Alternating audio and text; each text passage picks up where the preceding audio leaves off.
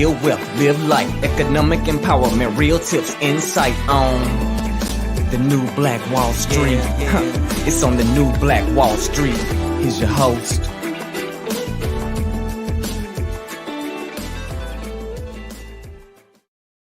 The new Black. Top of the morning to you, grand rising to you, beautiful Black people. How are you guys this morning? I'm your host. Thanks so much for joining us here today on the New Black Wall Street Book Club, where Black folk do read. You put it in a book, and we absolutely will find it. I'm your host, ERGJ, your certified financial educator, CEO of ERGJ Enterprises, ERGJ Black Bazaar, and international best-selling author of the book, The Black Billionaires Club. Which is a book that I wrote that talks about black people and wealth. And well, we're actually going through another book called The Wealth Choice. That's what we've been going through over the past 2 weeks. That's a book written by Dr. Dennis Kimbro, Success Secrets of Black Millionaires, where you can find us simply going to the website www.denniskimbro.com, www.denniskimbro.com. And today we're going to be in the section called The Master Key to Wealth. The Master Key to Wealth. Well, grand rising to you guys. Let us know who's here with us this morning, man. Go ahead and let us know where you are, where you're connecting from this morning. Grand rising to your brother Ron in the house, man. What's up with you, man? Doing your thing over there in New York. Queen Vivian, thanks so much for joining us here today. Always showing your support. Appreciate you. Out of Brooklyn, I believe. Queen Jennifer's in the house as well. Happy Inauguration Day.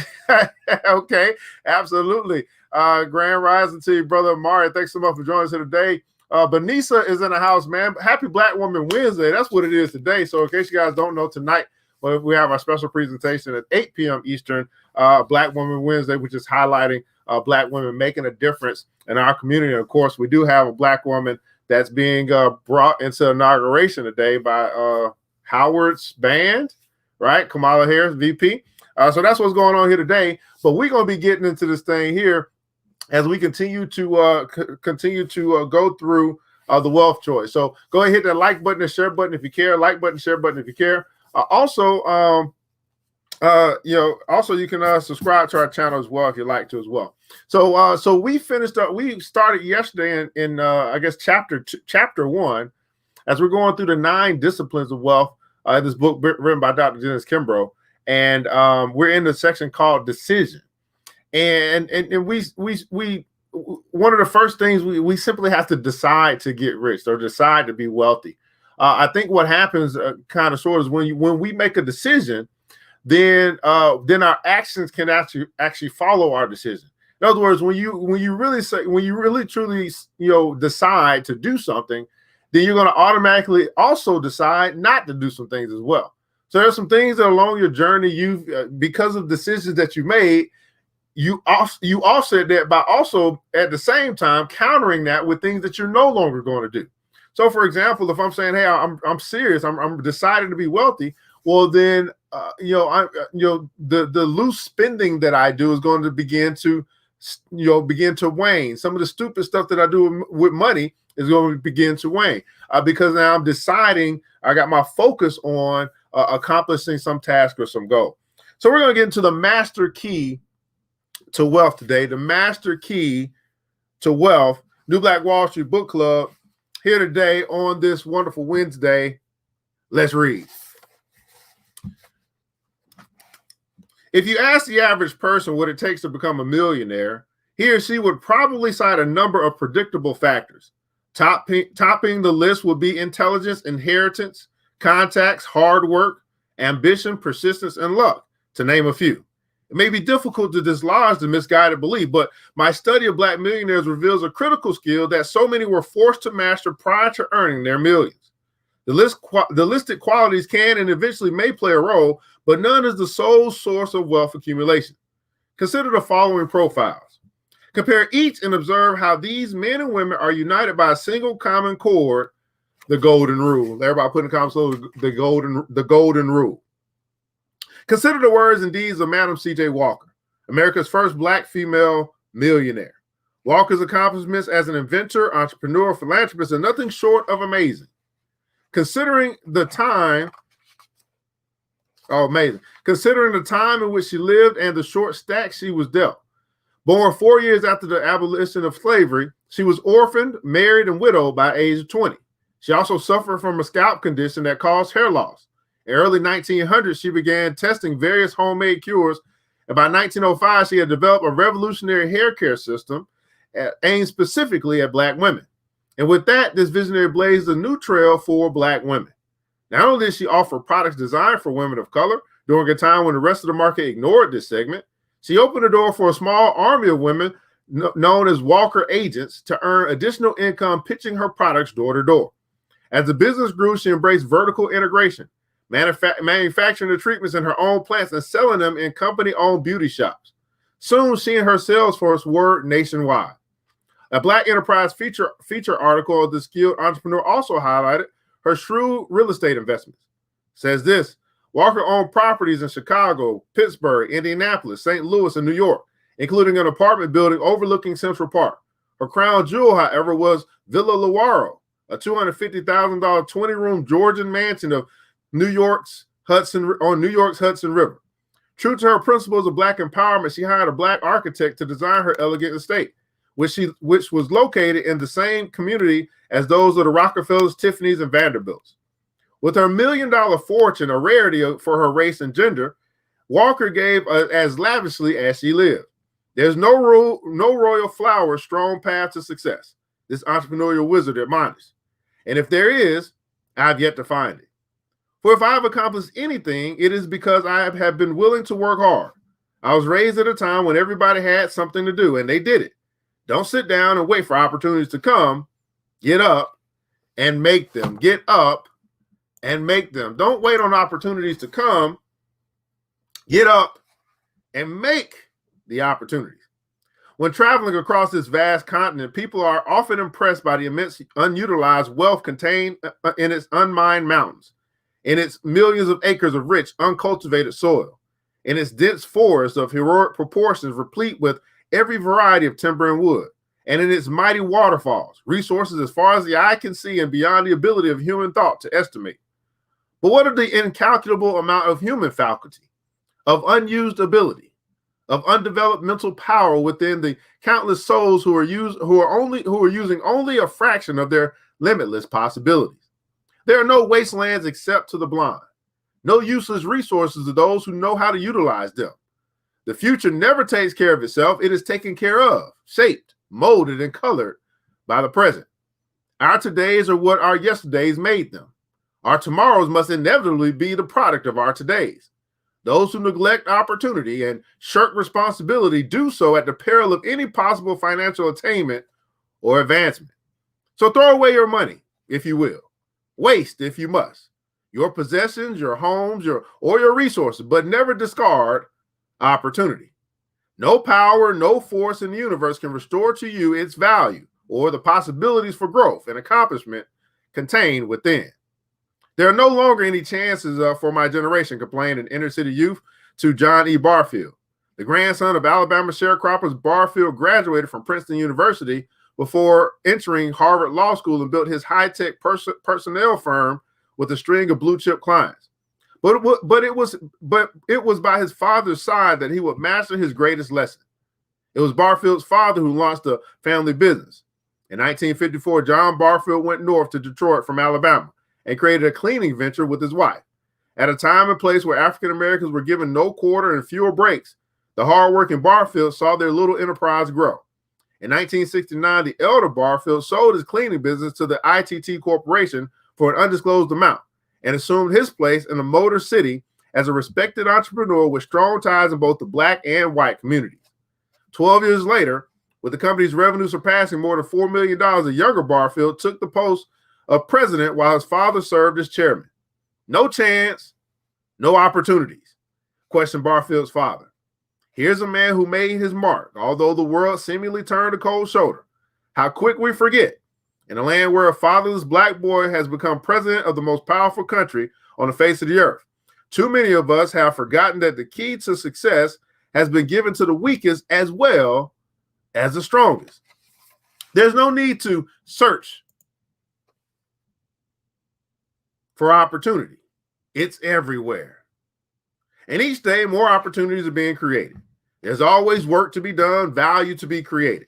The most common mistake we make is looking outside of ourselves for what we can only find within. Wealth is no exception. It is a sorry day for our youth who cannot see opportunities where they stand. Like Paul during his darkest hour, they need only to unlock the door. Everybody put in console, unlock the door. Unlock the door.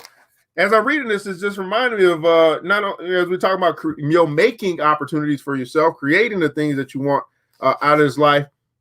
Unlocking the door. It reminds me of what he said, seeking you shall find, knocking the door shall be open. Unlocking the door. The door of opportunity is everywhere. The door of opportunity is everywhere.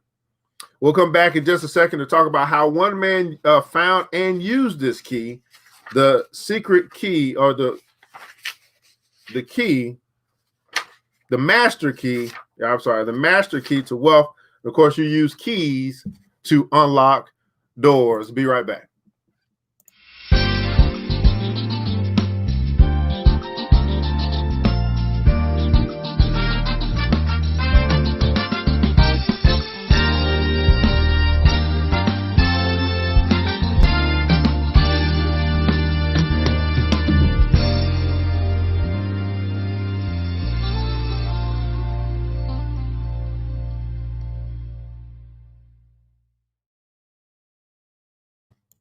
All right, want to find another cool book that you can read on your own, man? Black Billionaires Club is a book that I wrote, guys, that features Black folk and wealth. You can find a book by simply going to the website, theblackbillionairesclub.com, theblackbillionairesclub.com.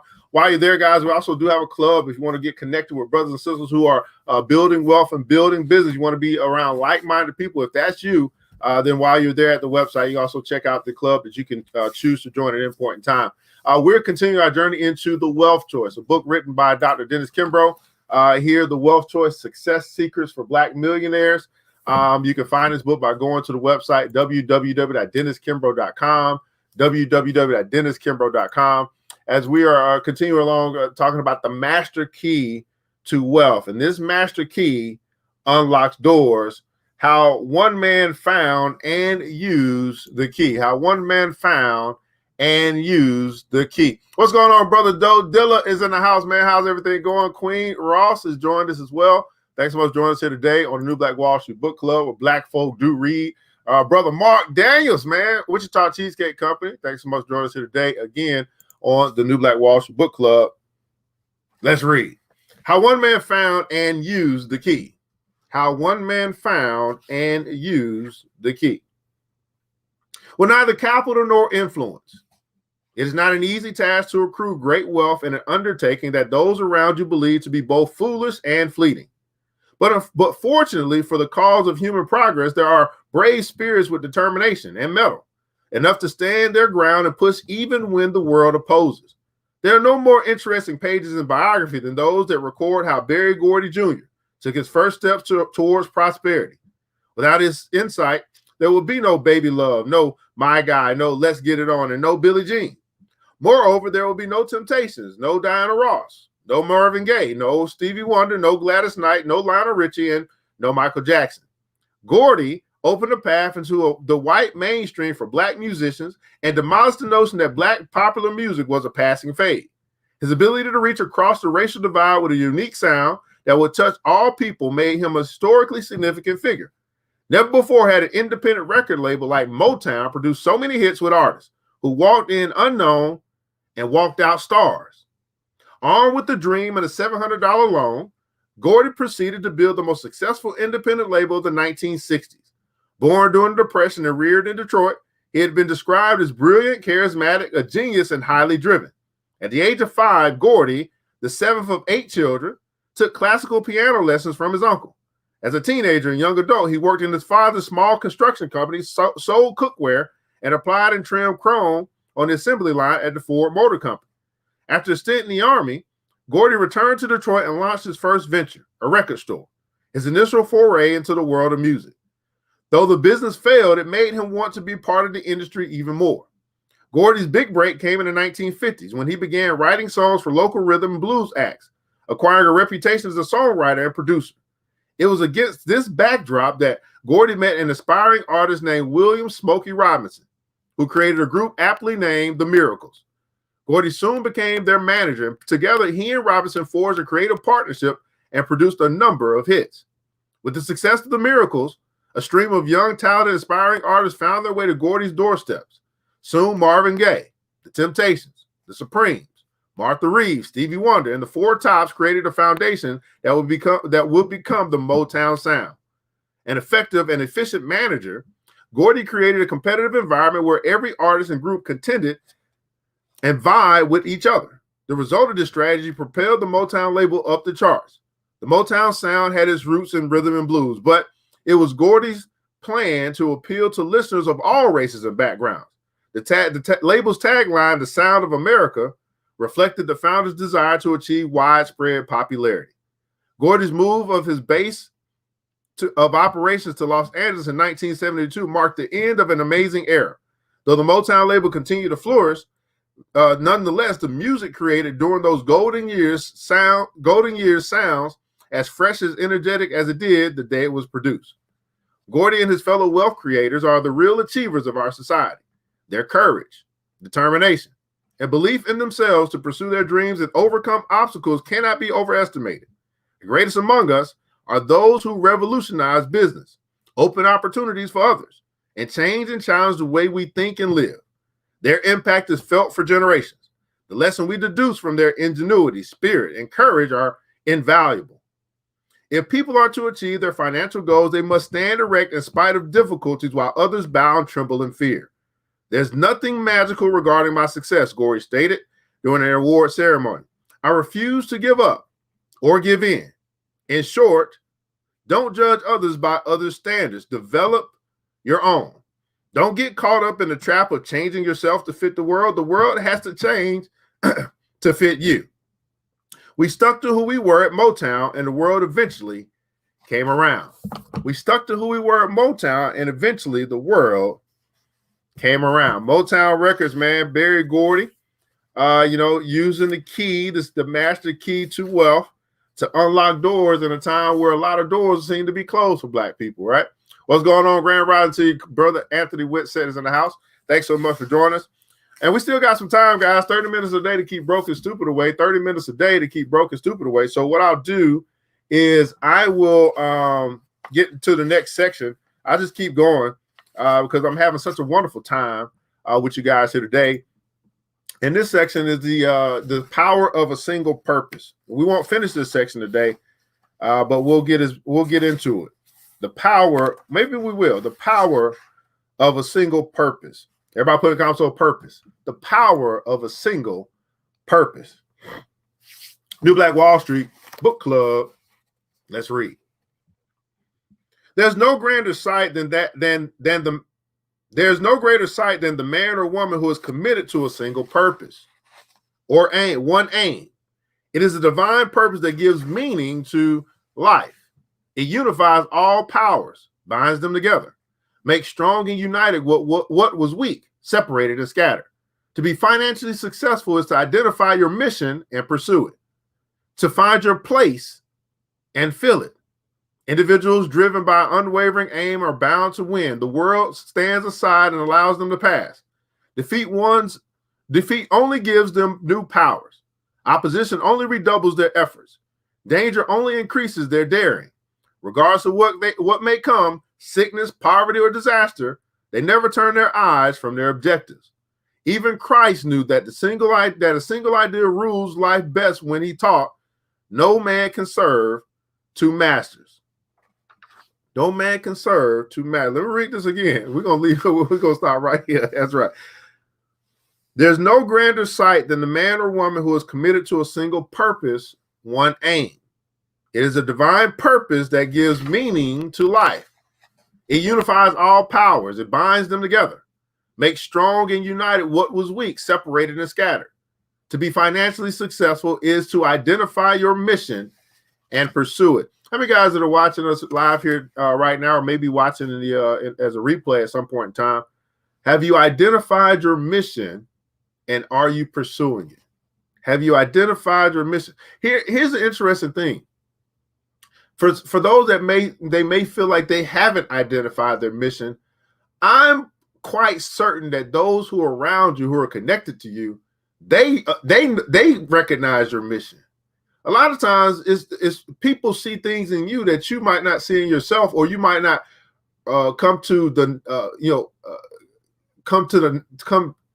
it may not come out of you until later on down the road. Like your parents, your friends that have been around, your people at high school or college or whatever, people that have been around you long enough that they notice certain things that move you to greatness. And if you're at this point in your life right now, you still say, I don't know why I'm here. Maybe it's time to get with your circle of influence, your inner circle, and start having those conversations so they can tell you, man, here's what I see. I mean, here's what you've been doing your whole life. This is just part of who you are. Sometimes you got to start running from it, and it actually not only just identify, but then I would say also accept your mission, accept. Everybody put in also accept. Sometimes accepting what comes from within is a difficult thing to do when we're dealing with everything that is about accepting. Right? Some of you guys made strides in 2020 and say, hey, man, okay, man, we accepting this thing. This is the route that we're going. It's full speed ahead. Right? To be financially successful is to identify your mission and pursue it. To find your place and fill it. Individuals driven by an unwavering aim are bound to win. The world stands aside and allows them to pass. Defeat only gives them new power. Opposition only redoubles their efforts. Danger only increases their daring. Regardless of what may come, whether it be sickness or poverty or disaster, they never turn their eyes from their objectives. Even Christ knew that a single idea rules life best. When he taught, no man can serve two masters. No man can serve two masters. That also reminds me of what he also said that, man, a double-minded man is unstable in all his ways. Right? A double-minded man is unstable in all his ways. Is it possible that that there are a few of you who are so uber talented and so complex in nature, as we all are, that you're spreading yourself thin trying to do everything, versus saying, you know what, here's my niche, here's my lane, here's where I'm going to dig in, here's where I'm going to go forward? Is it possible that could be something for you? Because I know I'm connected to a lot of complex people. You know, many of them call themselves multi or serial entrepreneurs, right? But one thing at a time, and is it within your niche, right? I've had to scale back some, for some things that that might have been in my heart to do, or might have been an idea for me to do, but it just didn't fit. And if it does not fit, you must have quit. If it does not fit, you must have quit. Master Key to Wealth, guys. Power of a Single Purpose. There's more to this. We'll pick this up tomorrow. I actually had it scheduled to read through tomorrow. I didn't know I'll be reading so fast today, but we'll keep getting into the power of a single purpose here tomorrow. What are your thoughts here today, man? What you heard? What's what's a takeaway for you? What's something that for you really stood out in your membrane? Say, you know what? I'm gonna chew on that. I'm gonna think about that for a little bit. This really is speaking to my mind, my body, and my soul here this morning on the New Black Wall Street Book Club. Well, Black folk do read. You put in the book, like the Wealth Choice, written by Dr. Dennis Kimbro, and we absolutely will find it. I'm your host, ERGJ, Certified Financial Educator, CEO of ERGJ Enterprises and the Black Bazaar. And I want you guys to remember this, that it takes a village. It starts with us. Let's build as we climb together. We all we got, beautiful people. Matter of fact, we all we need. And thank God that's more than enough. Until next episode, you know what time it is. Mr. DJ, hit the music. The New Black Wall Street. Thanks you for joining the show. We gave a lot of great tips, but it's time to go. Take the knowledge we shared, hope you use it and grow. We will see you all there at the next episode of The New Black Wall Street. The New Black Wall Street.